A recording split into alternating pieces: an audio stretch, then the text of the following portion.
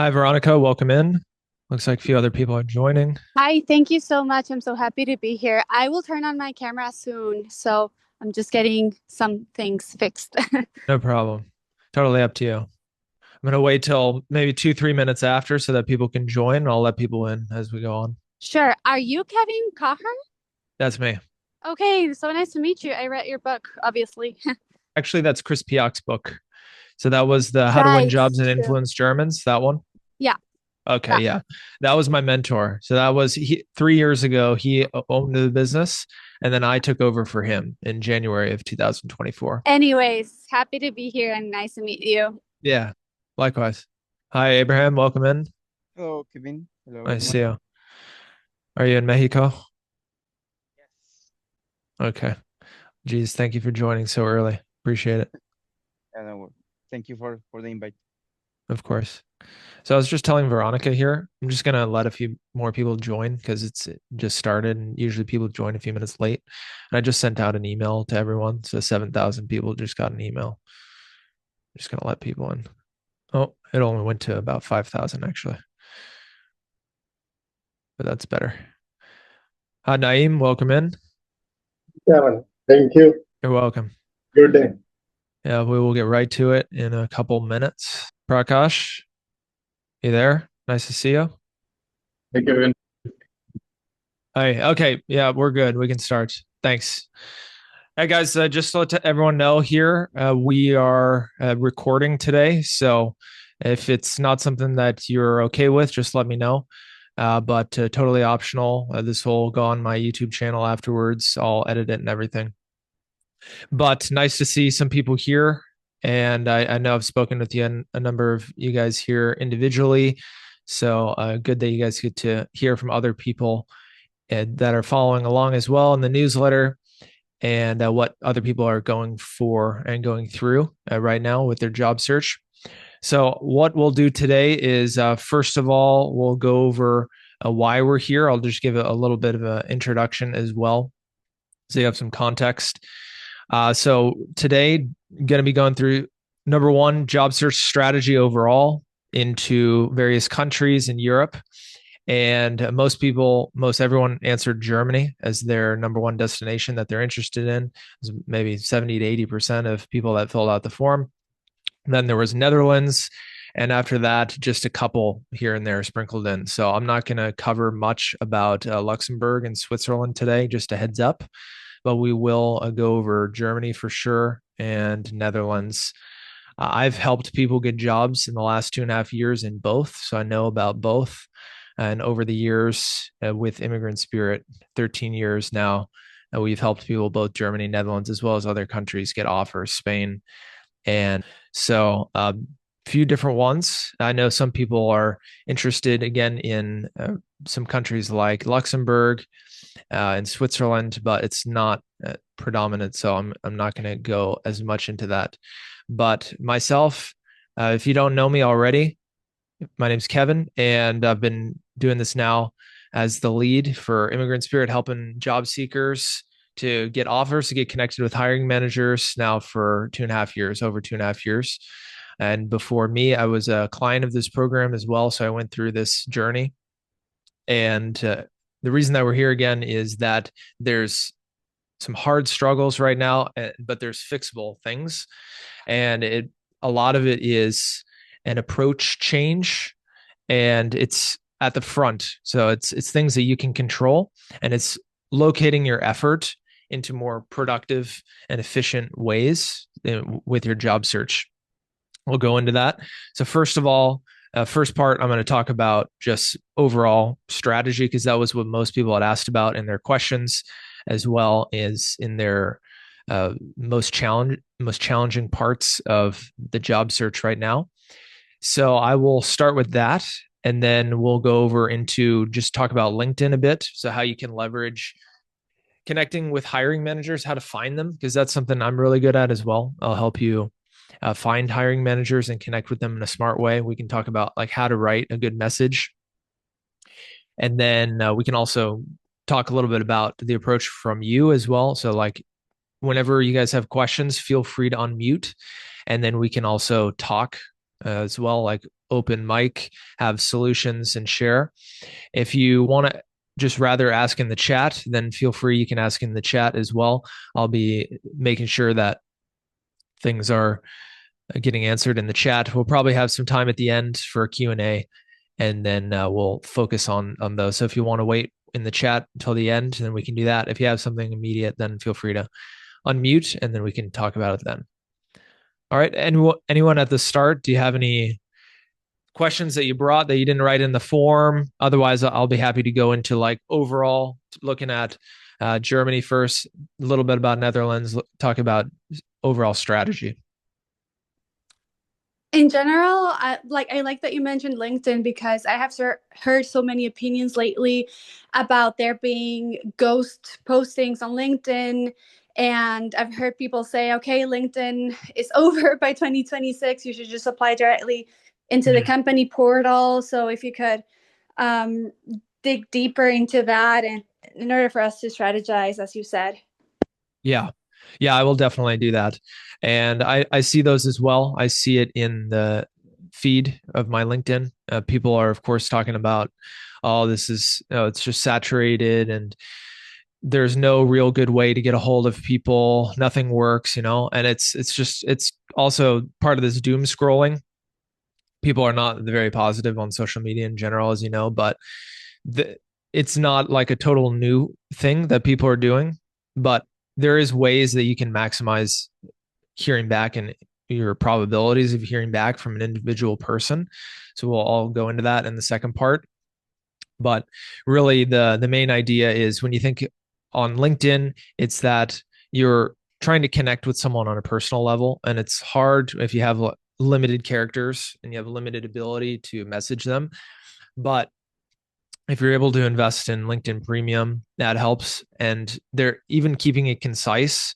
There's certain ways that you can maximize hearing back. I'll talk about like what I've heard from hiring managers as well. Little things like you should at least give some context in your message if you're going to reach out to them. And it shouldn't just be that you want to connect with them. There needs to be context. There should be a background as to why you're a good fit for the role.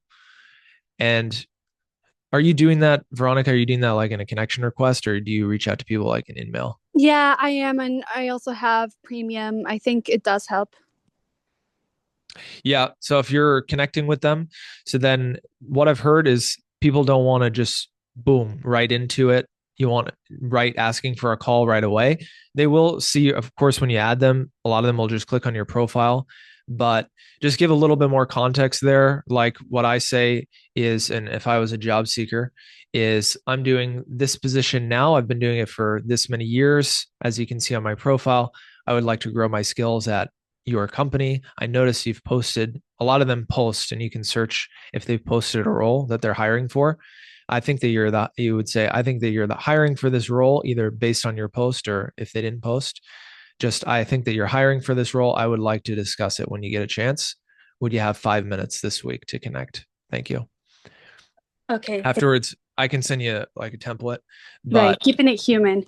yeah. And it's just, on the one hand, not going right into trying to jump on a call, but on the other hand, not just adding them because it's a bit vague. People are wondering what's behind that, and it leaves questions that they need to solve themselves rather than if you give some background, then it really helps to get accepted. But I know it's pretty tough. I hear from 3 out of 10 managers on average, and I've gotten to that point by consistently refining my messages. And it takes some practice for sure.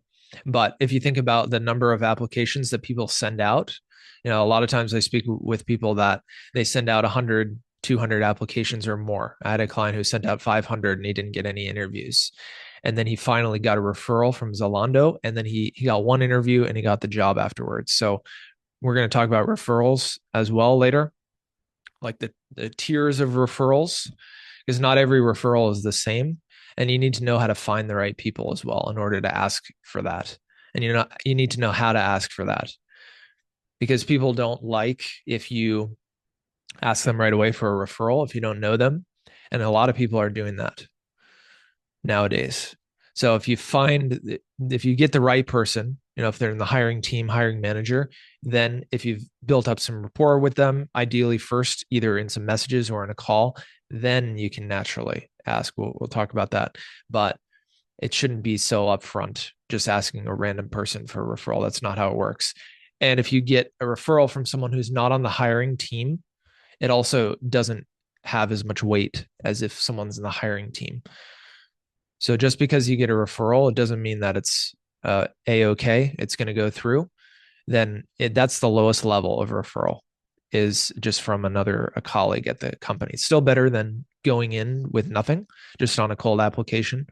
But I'll talk about the pros and the cons of referrals and with regards to just applying cold and why some of them are different. Okay, so I'm going to go into a bit of industries as well. Just again, if someone has something that comes up, feel free to unmute or raise your hand, and then we can go into. I'll ask you to unmute, and then we can talk.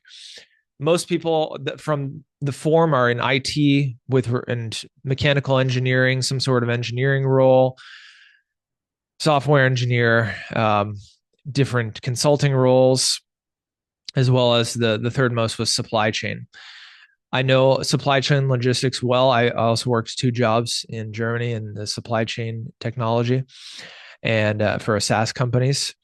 So there's a lot of English opportunities in supply chain and logistics companies because of the global nature of them. So if you're struggling to find English speaking jobs in general, then look in some of these industries. So of course, if you're in IT, there's going to be some, especially in the big cities, as well as if you haven't checked already, logistics, supply chain, there's going to be English speaking roles relatively.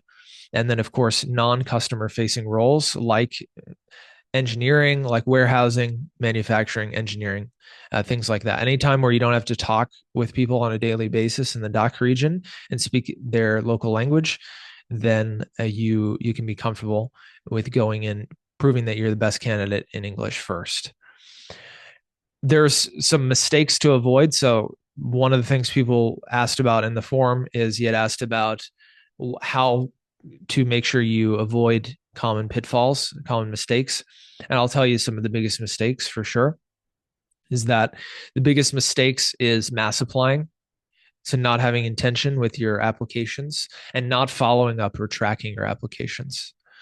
So I've seen recently with hiring managers, whether it's LinkedIn or elsewhere, you can see how many applications these jobs get. And it's 1,000 after 1 week, 2,000 after some weeks, especially in the big cities.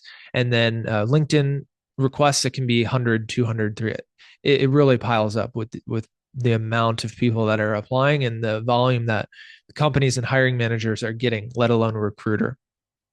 The difference is, biggest mistake is when you send out to all these companies, they can't determine how you're different than all the other people doing the same. So everything turns into a cloud of dust. Everything looks the same to people at some point, especially after the first few days when it's open, because it's just fatigue. It's called recruiter fatigue or decision fatigue, for recruiters. So it gets into a lot of mess and with automation and everything. So the biggest mistake, hands down, is that if there's no personalization to your application, why you want to work for that specific company and how your application is marked and covered for that job, including your cover letter. And if you can write it to the person that's in charge of your role, even better. But at the bare minimum, CV needs to be reflected for that job. And there should ideally be a connection that you have, that you're sending it to someone that is going to be on that is in the hiring team, that is aware of the role, that they actually know about the role on a day-to-day basis. I'll talk about why it's a little bit different than when you think about a recruiter, because a recruiter could be in charge of a number of different roles, but I'll cover that in a second.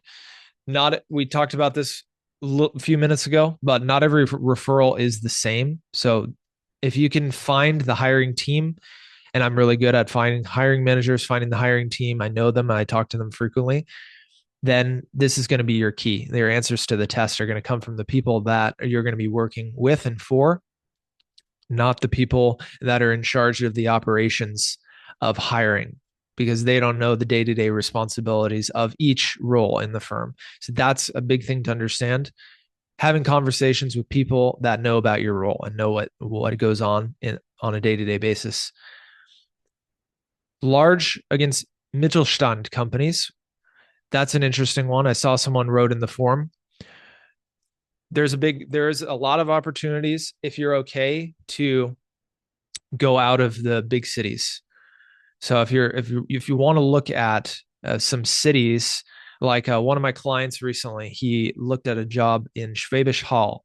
It's a small town in Baden-Württemberg, and it's not anything that people know much about. It's just a small German town, and they don't get nearly as many applicants. So this is a really good opportunity if you're just competing in the big pools in the cities and you're willing to go to a smaller town. They're not getting as many applicants, and so it's not as clogged.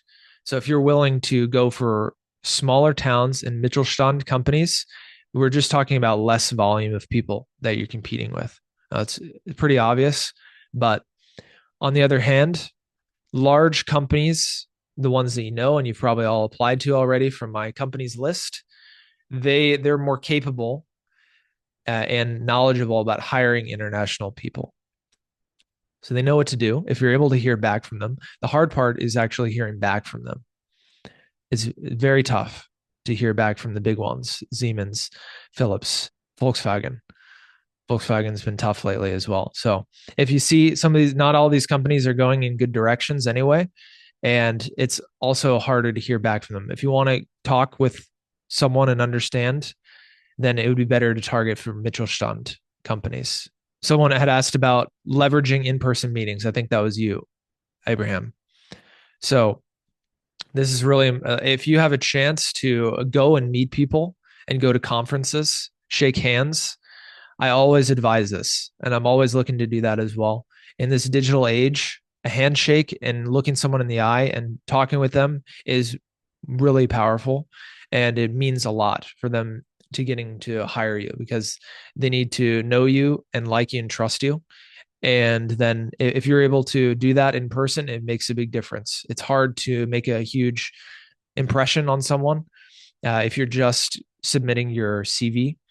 And so that is a big difference. So Abraham, certainly go for that, and we can talk more about that later. But meet as many people as you can in person. Go for as many coffee chats for brainstorming, etc. This makes a big difference in building the trust with the hiring manager, so that they know that you're the one that they want to call at the end of the process, because they saw you and they believe you based on what you said. You need to be a fit, but if you can describe it and you prepare, then they will know you better at talking after talking with you in person rather than talking with someone else on camera. And that's the tough nature of doing this sort of job and having global clients. I can't do that with everyone, but anytime I get a chance to meet people, I go for it. So if you didn't realize that, then hopefully that's helpful as well. Just a nice reminder for everyone. And someone asked about not finding jobs in German. So my company list on the website at the end, I'll give you guys a gift for coming to this. I will send you the updated list for August as well, and I'll just put it in the chat later. It's not on the website quite yet, I don't think. I think it's July. Yeah, it's just 3 days now. So I'll send that. You can take a look at some of it. It's not totally different, but if you haven't gotten it in some months, then there's going to be some new opportunities in there for you. So take a look. Outside of that, then I'll show you this job board that I'm using as well. It'll show you the scale of English jobs. It's still very little compared to local language jobs. So if you're looking at Netherlands, it's a bit more. 15% or so in Amsterdam are in English, but in Germany, it's still less than 4% or so. So it's hard to come by, and there's no real answer to that one. You just need to dig deep and know which companies are hiring, so that you're looking at the proper companies and not wasting time looking at companies that are only, they're not open to hiring internationally. They're not open to, hiring foreigners, Auslanders. There's going to be those companies, and some are, and some are not at this point. So that's why we've made the list, because it's a little bit more efficient. Okay. So I wanted to go into the LinkedIn strategy a bit more because that's super important. And that was the second most that people were asking about. Does anyone have any besides? So Veronica asked earlier about how to connect with people in a smart way, and if LinkedIn is oversaturated right now. And so I'll talk a little bit about that. Does anyone have any question about how they're using LinkedIn? Are most people, if you can put in the chat or unmute, are you having, if you're having a hard time finding the hiring manager, how do you usually find the hiring manager, and how do you talk to them? Do you talk to them in an email? Do you talk to them in a connection request? Basically, I've tried everything from the mistakes I've learned, like the massive applications, and also using AI-based apps to do the applications for you based off of keywords. I have seen that what works the most is to make like a conscious application. That's where I've gotten the most replies, even without contacting hiring managers, and just like really editing your CV like for the position. Like even if you have to make a few changes in the sentences you use or keywords you use, that really makes a difference. But for me, what has worked has been mostly applying directly to the company portals. But then after the Vorstellungsgespräche, it's where I don't make it so far. Okay, I see. And do you find that there's some jobs that are on the company job pages, the career pages, that are not on social media, or they're not on the job board? Definitely, yeah. Right. Yeah, I've seen that too. And it's only 57% or so that are posting it on job boards. And so there's a difference. So certainly that's a good tip, Veronica, and thank you, is because there's jobs that are posted on company career pages that are not in other places. And then what you said about personalization is also true. Do you notice when you, because I would assume when you do that, it takes a little bit more time than when you're just going for the mass applications. It Do you does. find it's far worth it? You're getting good interviews? Yeah, it is definitely. Okay. Yeah, I mean, it's kind of, you need to, it's counterintuitive at first. Everyone thinks you need to apply to as many as possible to give yourself the best chance. But again, for people that just joined, if you're, for hiring managers, one of the biggest thing now these days, because it's so easy to send out applications all over the place, if they can't figure out why you want the job and why you're a specific fit for them and why you actually care about their company, then you're not going to get an interview. You're not going to move forward at all. There has to be some personalization or a customization to why you want that particular job. And it can be some CV edits, but most people are doing that at the bare minimum. But if you really want to, you have to connect with that person who's going to be hiring you. And then when you connect with them on a deeper level before you apply, or when you're applying, that's when you're going to get accepted. How you find the hiring manager is, that's step number one. So if you're using LinkedIn, there's this people's tab. And when you go to the people's tab on a company, then you'll be able to see the roster of people inside of the company. And then you'll be able to search your job type. And so this is what I'm doing with my clients. I like to let people do this because you need to learn how to do this. But once you get it done a few times and you get used to it, then it becomes like second nature. So it's really, you need to look in your, number one, your team, and then you should know who's going to be, what's the title of the person that would be hiring you, who you would be reporting to. So when you find that person, you can also filter a few different times, I think multiple times. You can also filter by a location. So you filter in the city where the job is posted, and then you should get some results. And that's when you start looking at a few profiles, and then you'll be able to select one eventually that you think fits best. So I do that a lot. We try to do that, 10 times a week, because if you can reach out to 10 of those people per week, that will start to help with your volume as well. So it's not just you're being personal with the decision makers, you're making sure to track your volume. All right. So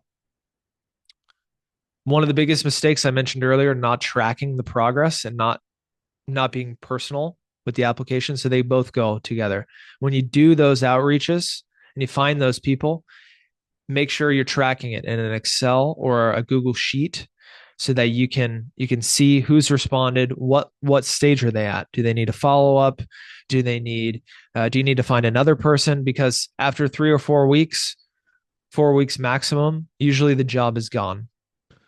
The job is taken off of the job board on average about 4 weeks afterwards. I can show you something that I have here when I pull it up.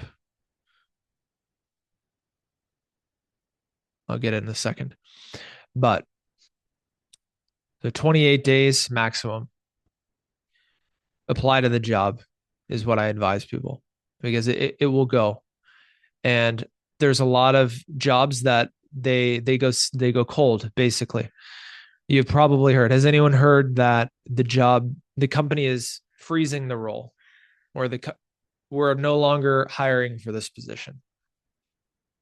Have you guys heard that as a rejection? I have recently, like, they closed the position due to internal restructuring. And you see, like, currently there have been so many layoffs happening worldwide. So I don't know what to believe. What will you say is the real cause? Yeah, no, I know it's super frustrating. I've heard it with multiple times lately, and it comes down to this downsizing. I'm not going to sugarcoat it today, with too much. I'm not going to hype everyone up too much, because people are getting laid off and there's downsizing in companies. And it's happening really everywhere because of AI, and it's not uncommon to see that you're in an interview process and then they just decide they don't have the budget for it. They don't want to hire this role. It's expensive, especially if they need to sponsor you and relocate you. It's much more straightforward and easy to use online systems, or say an online freelancer, Upwork, what have you, someone who doesn't need a whole package and doesn't need all the bells and whistles that go along with a full-time hire. And so that's the unfortunate part about things these days, is there's a lot of times they advertise for roles. It can be a ghost job, something that they're not going to hire for at all, and they're just getting market intelligence and showcasing their growth. Or it could be something that they were thinking about hiring for, and then they just decided it's not worth the overhead, or they checked and they don't have the overhead, they don't have the budget. That's frustrating. It comes along with it. So Veronica, yeah, it's relatable, and thanks for sharing, because it's happening to a lot of people. So about the hiring manager, there's also, I want to tell you guys how you can reach out. Just going back to this idea, once you find the person, is then, so say you're a product manager and you find the head of product management.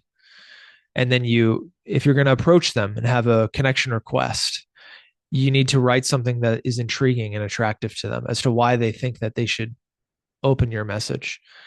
I've seen so many messages sitting in inboxes, and there's, I think, 29 or something people that want to connect with me, and it used to be more, and they don't write a message. And usually I don't accept. So if you don't write a message, it's very hard for someone. You leave it up to their own analysis, and maybe go into your profile, maybe not, but it's not a good bet. So if you write there, just, you have 300 characters, 200 or 300, depending on if you have premium. Write who you are, that you want to introduce yourself, what you're doing, why, which company that they're hiring for. So you tell them that you think that they're the hiring manager, and you would like to discuss it with them after this, 5 minutes, sometime this week. When would be a good time to have a call? What those elements there is giving a little bit of background, why they should pay attention to you, why you're reaching out to them, because ideally you saw that they posted. You can check in their profile and see if they posted the role. a lot of times people post which role that they're hiring for. They say, I'm hiring. So that's another thing to look at when you're looking at profiles. And then this gives you a much better chance. Like I said, I hear from 3 out of 10 people per week. It's certainly not bulletproof. It's not incredible, but it's better than sending 100 applications, not hearing back from anyone, or, just the generic email, the, lighter, blah, blah, blah, or, unfortunately this and that. It's not personal. It's not, you're not connecting with anyone. It's just going into the vortex and nothing's happening. And you're just turning the wheels. So if you start to hear back from people and you start talking to them, this will give you a good idea if you should apply to the role or not, really. So I highly, highly recommend that you guys do that. This is what we always talk about over the years, so it's nothing new. I know that it's not easy. It's certainly not easy, and yet you have to get in those key information points because otherwise it will get ignored as well. So it's not a common thing, but you also have this in-mail function. Even though, so let's say 1,000 people apply to the role, a few hundred maybe or less will go on LinkedIn and actually write a message. But you also have the ability to write them a separate message as a follow-up. And that's one of the ideas of tracking the progress, is because then you can see after some days, they might need another message. You can send them one more. You can send 2 messages on LinkedIn. You send an in-mail. And when you attach your documents, it also gives them everything they need. So all they need to do is, if they click your message, they'll be able to see your document there. If you want to attach your CV, etc. How many people are doing this right now? I know, Veronica, you said you're doing it at some level. Prakash, I know you're doing it as well. We've talked before. Is anyone else doing this right now? Yes. Okay. And it gives you more to work with than, again, just the cold application. So really important to start trying that more right after this call. And if you need help to find those people and reach out to them as well, if you want someone to do it with you, then that's what I do as well with my role as a job coach. And the day that you reach out matters as well. So we reach out Tuesday through Thursday. One small note, if you haven't realized yet, I don't know, Veronica or Prakash, or Abraham, if you guys have realized, but Fridays, no one does any replying, hardly. It's very quiet on Fridays. If you reach out on Mondays as well, it doesn't give the best chance. I was surprised that people wanted to do this on Mondays, this event today on Monday. A lot of times on Monday, people are coming into their email and they're firefighting, from different things. So middle of the week is a good time to reach out to someone on this sort of thing. It's not totally urgent if you think about their day-to-day job. So if you reach out to them in the middle of the week, I find most people, the highest response day for me is Wednesdays. So if you guys try reaching, if you don't get any replies and you reach out on Fridays and the weekends, try to reach out on Wednesday only, or try to reach out on Tuesday. It surprisingly makes a difference. Last couple of things, Prakash, you have a point there? I was saying your problem for Germany or you region anywhere, you region, yeah. It's better to work Fridays.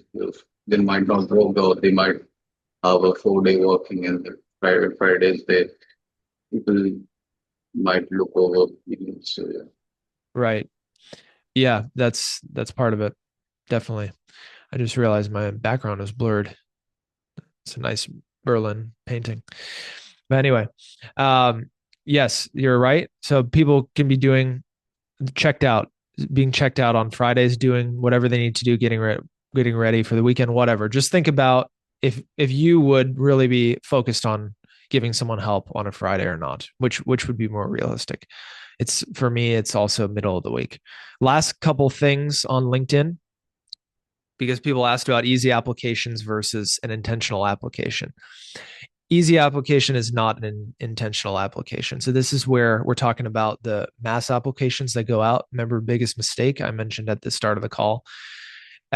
Easy application is certainly that. So you send it out It's not personalized to the company. So therefore, more volume, more people going in the same way, in same easy fashion. It's harder for them to determine whether you really want the job. Therefore, it's harder to get an interview. So intentional application is totally different. That's in this route that we've talked about, where you are reaching out to someone directly and then ideally making your pitch and your approach to that person specifically. Last thing about LinkedIn is that the recruiter is overwhelmed, by the way. So, number one, of course, better than an easy application is approaching someone specifically, but approaching the wrong person is also not great. If you look at the person at the bottom of the job description, unless it specifically says that you must reach out to this person and it's an individual email, then don't bother, because these recruiters at the bottom of the job description, they get way, way more messages and way more emails than the person in your hiring team. So if you can reach out to the person in the hiring team and you find them, it's much more efficient. If you have a good message and work on it over time, you'll get replies from them. But the recruiter, it's going outside of their sphere of work. Usually they get an application in the main portal, then they evaluate it. And if you're reaching out to them solo, it goes outside of their normal workflow. It's a bit weird. So it's not that you're always going to get a reply. Hamid, you asked how to find the hiring manager. That's a good point. Is that what I just want to confirm, is that what you were wondering about? Oh, no problem. Hamid, I'll message you afterwards because we're going to move on. I've got a few other things to cover today before we have ending with Q&A. So I want to show just a couple as well, the positive signs about the job market. Prakash, I believe you asked about making sure that things are at any level still positive. So I'll show like just one quick thing. I think I'm able to pull this up here. Okay. Can you see my screen? Yes. All right. One positive sign. You can't see the screen? Yeah, I'm not too sure if it's just, absolutely nothing It screen-wise. is I've even visible tried to change the to view. make. I can see. Okay. I'm not sure, Last Mirshka, why it's not showing then. It sounds like it's visual to some people.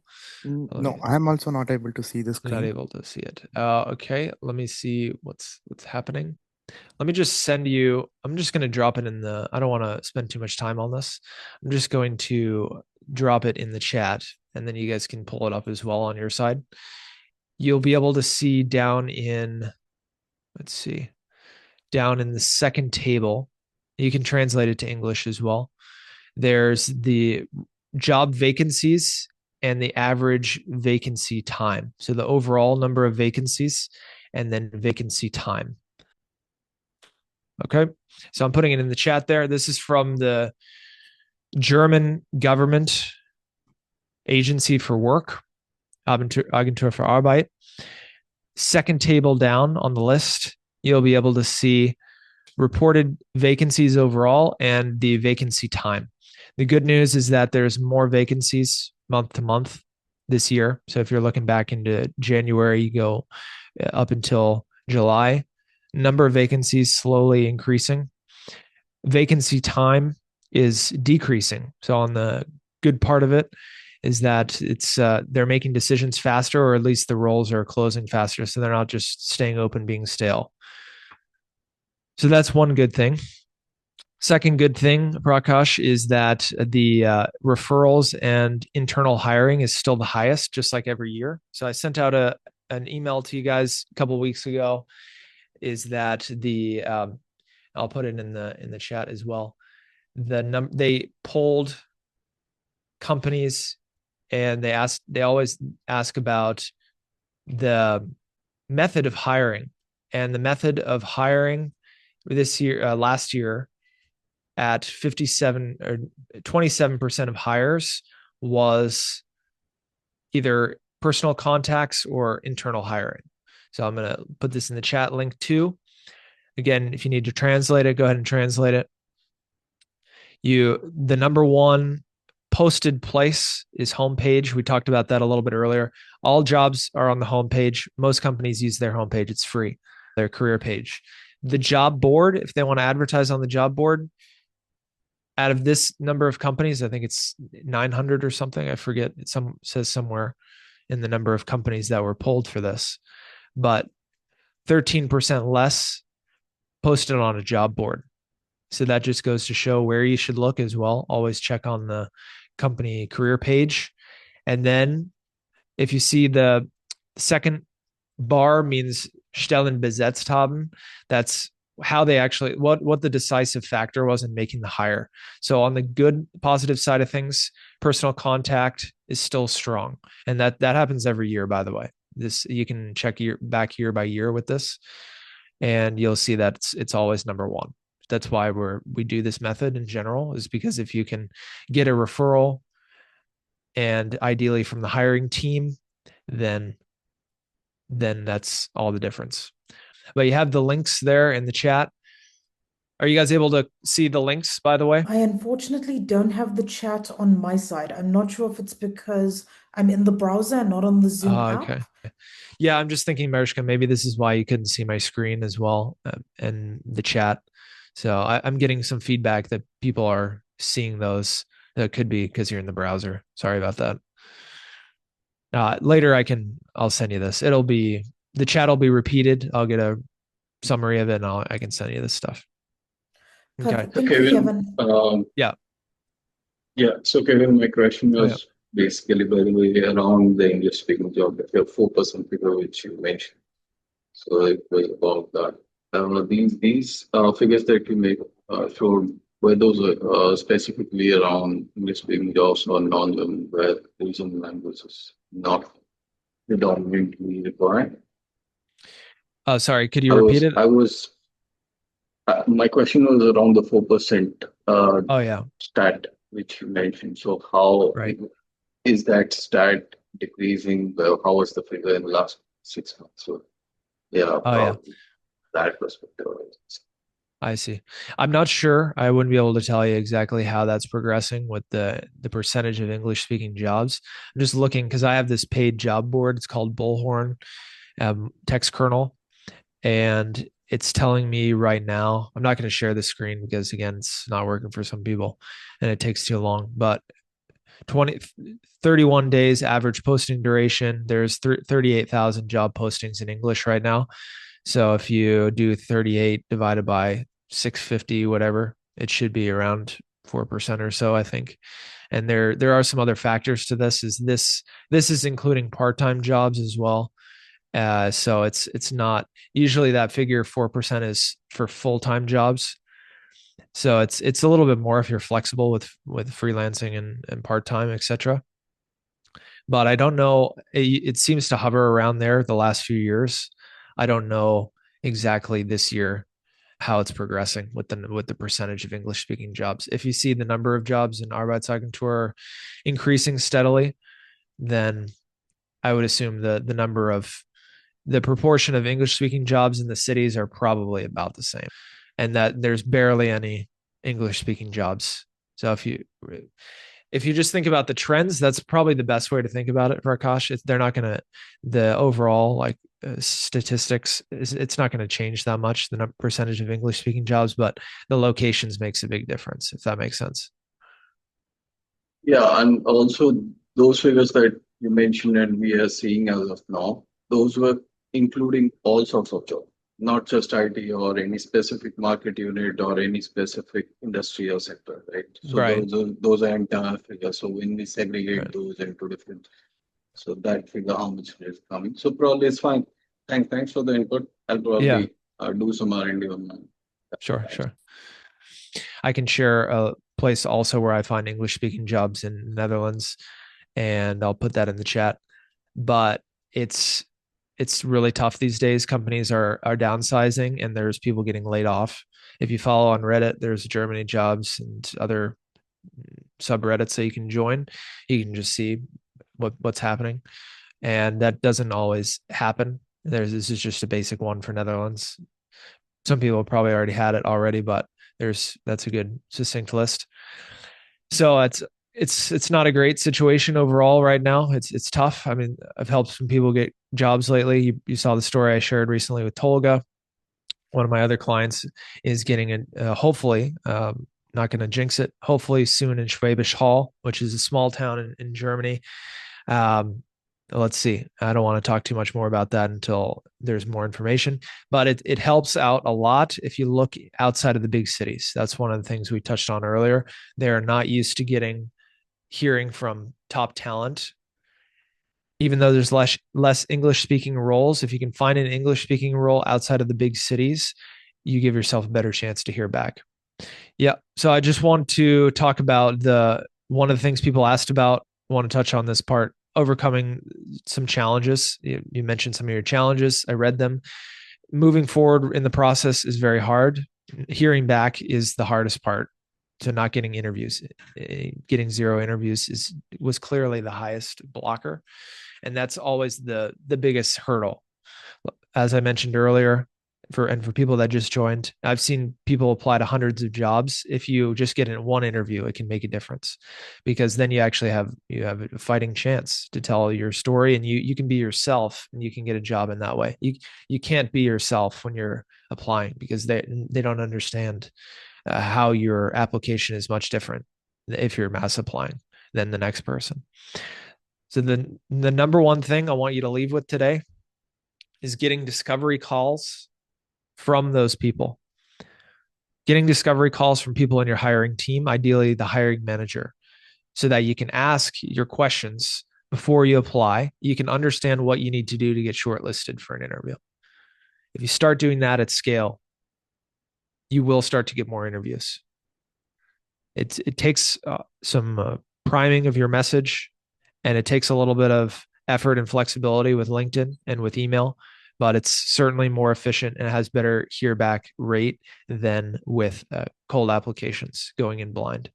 And the last thing I want to tell you about for a tip today, hopefully you guys got some good tips, and I do want to open up and see what you guys think. So when you get it rejected, right, it's not the end. Don't just roll over and say, okay, enough. If you want the job, if you really want it, you can ask them for a feedback session. You can ask them to have a little bit more than what they gave you. If you get the generic email and it just says the same thing as the other one, you should ask, especially if it's one of the decision makers, you should ask them for a bit of feedback, because they'll tell you what you need to do for the next one. And that is really valuable.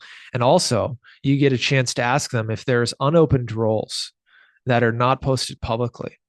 That's a big factor as well, because they have roles that they're thinking about in their department. They haven't posted them yet officially.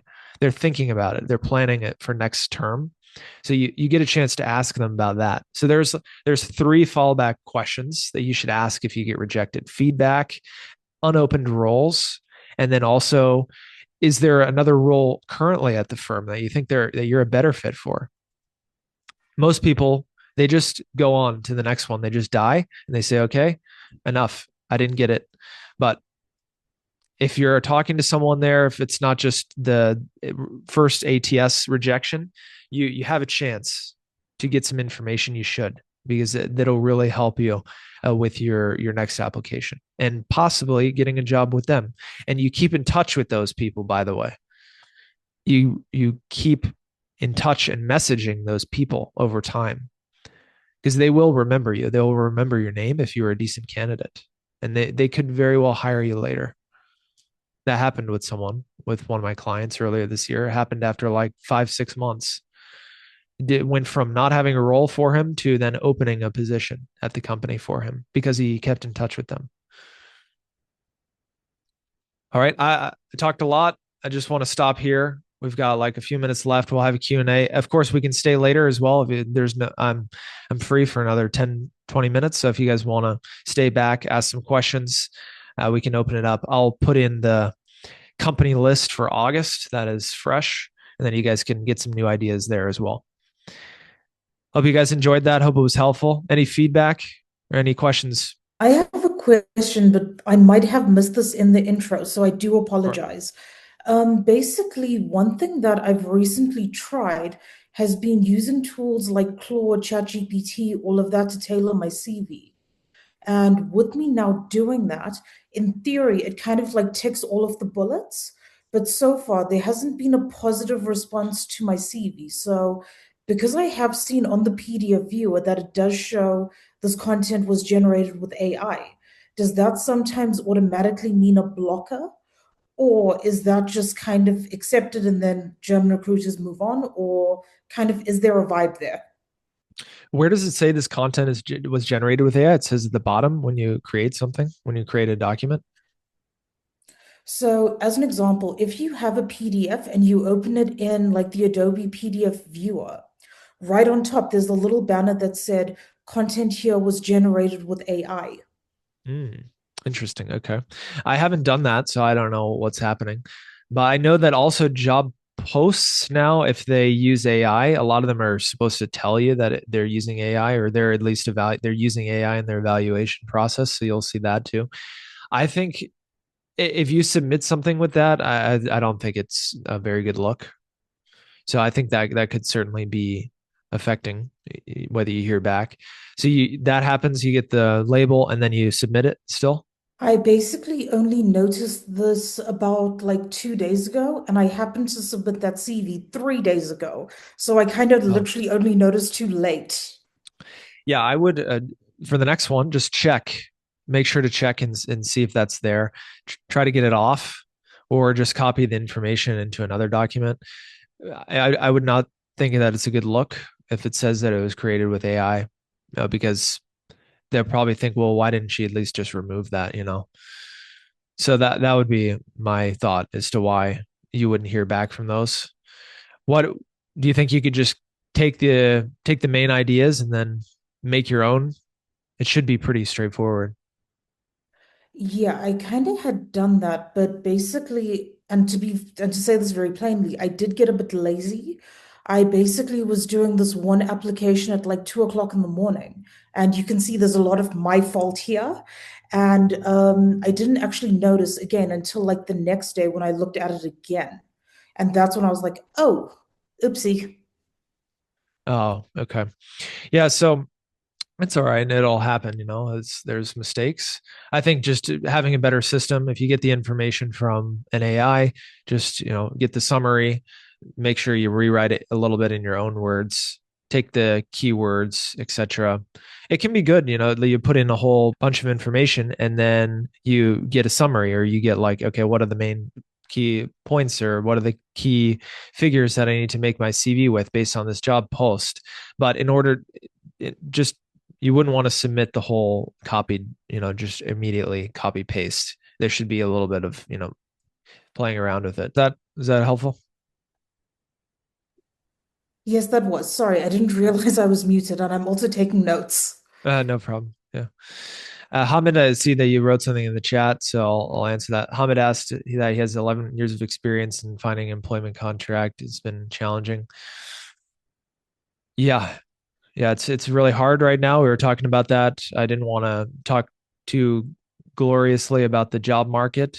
It's super hard. I'm hearing from a lot of people, and so it's there's no silver bullet, so to say. There's nothing that will work right away. But this is the point of this. I think you were at the last one, Hamid, as well, is just talking about best strategies to make sure that you maximize the probability of hearing back. Because if you can start hearing back from people that are at the decision making table, or they're in your hiring team, then you're going to actually get feedback about what's going on in your application. Now, if you don't hear anything back, that's the worst. If you mass apply, that's how you don't hear back from anyone on a personal level. So the first thing that you can control is trying to have those individual conversations. So as long as you start getting in the habit of finding those people with LinkedIn, if you start approaching them in a good manner so that your message is attractive to them and there's a reason why they should pay attention to it, see if you can start fitting into those 200 or 300 characters as well as an in-mail about what you would say at the start of an interview. Like, what are you doing now? Why are you reaching out to them? Why do you think they're the hiring manager? Where did you see the job that they posted? And why are you looking to grow your skills at their company? Why do you want to work at their company?